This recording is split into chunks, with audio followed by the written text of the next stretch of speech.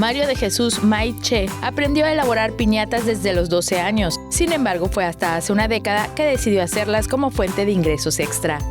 Tengo un hermano que a eso se dedicaba, pero con lo básico.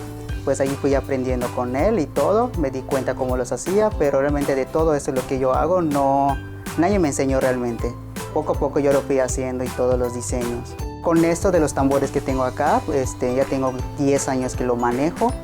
Y de hecho ellos son los que fabrico ahorita. Manejo todo lo que es personalizado, de foamy, piñatas jumbo y todo. Mario trabajó como vendedor y cajero de diversos establecimientos y las piñatas eran su trabajo extra, pero con la pandemia se quedó sin empleo y decidió dedicarse de lleno a la elaboración de piñatas.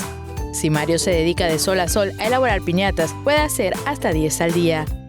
Aproximada en un día a veces saco hasta 6, 7, 10, dependiendo cómo es diferente del tamaño de la figura. Si son figuras grandes, a 2, 3 te puedo sacar grandes. Ahora si por ejemplo son de estas en un día te saco 7, 10. En vísperas de Halloween ha tenido mucha demanda de personajes como Maléfica, Jack, entre otros, y espera que con la época decembrina y las posadas los pedidos se tripliquen. En enero espera tener de nuevo un empleo formal, pero la elaboración de piñatas continuará sobre pedido, pues es un oficio que disfruta. Con imágenes de Efraín Rodríguez, Maribel Vega, Teleyucatán te informa. Teleyucatán te informa, lunes a viernes, 8 de la noche.